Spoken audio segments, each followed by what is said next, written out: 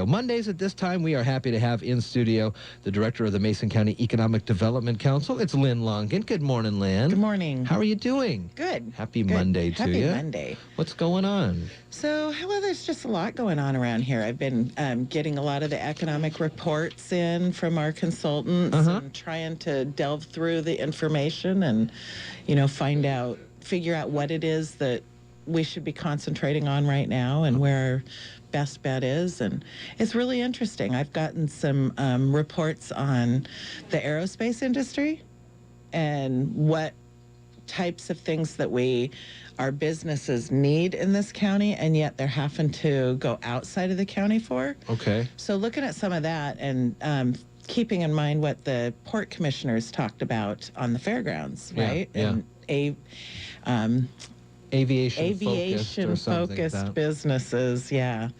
So I'm looking at that report going, this is really interesting. This could really help us in figuring out where we want to go up there and what types of businesses could succeed and really flourish in Mason County. So would this be like a business that creates 85% of a product and then needs to send it out for one specific widget, right, and then to come back and then finish the rest of the project? Right. Why not just have that widget be built here as well? Yeah, and we have a foreign trade zone that would help them actually do that. What does that mean? I've heard that before. Well, I'll get more information on it, but because I have a layman's understanding of it. But basically, it's you don't have to pay. You're not paying double taxes on a product. So without that foreign trade zone designation, you would pay your taxes on whatever product it is. You'd ship it somewhere else. They'd do more of the assembling. You'd assemble it again, but you wouldn't be selling it here, but you'd still pay the taxes on it. Oh, okay, yeah. And so this way, you're not paying those double taxes. The end user is going to pay the taxes on them. Oh, I see. And that's not everywhere. So it has to be in a foreign trade zone. And that's a nice little... It is. One more nice little thing to show I don't off. think there are a lot of our businesses here that are using that designation. But I know that in Thurston County, they use it quite a bit. So that's something else that I'll really be looking into and figuring out. So how can we use that? How can we utilize it better? It's probably good to get a lot of ideas on how to move the county forward, but at then one point you're overwhelmed with ideas. Right. There's a lot going on right now. There's a lot of information.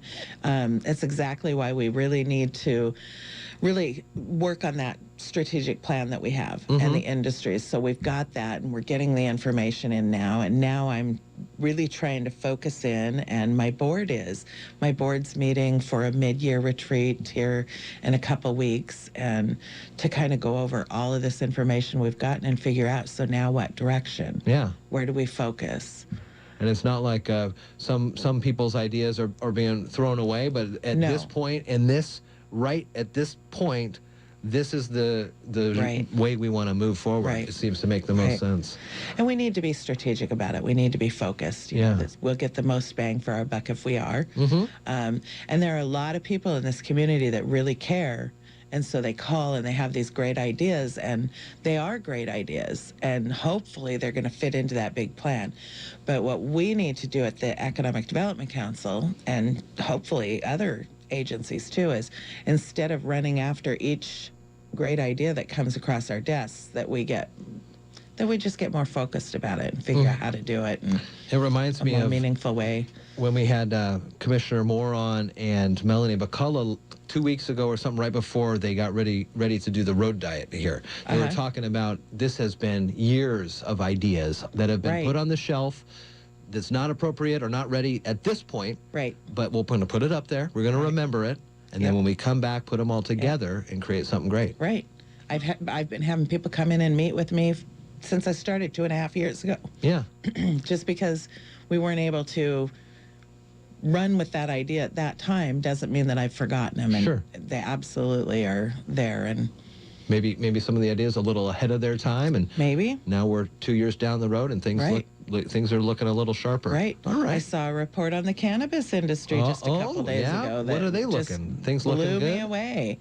It's looking really good. I just don't think that anybody could have truly gauged the tax impact, the impact on the taxes in our county.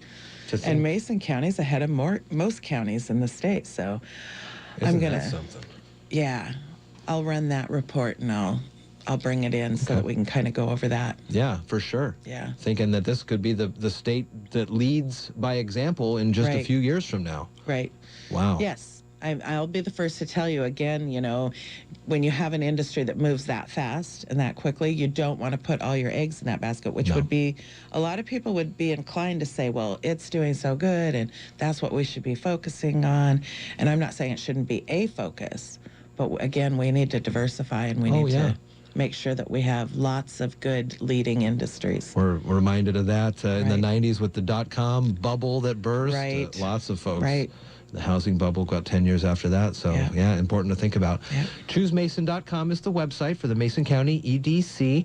And Lynn and her staff always appreciate hearing from the constituents of the county for good ideas. We do.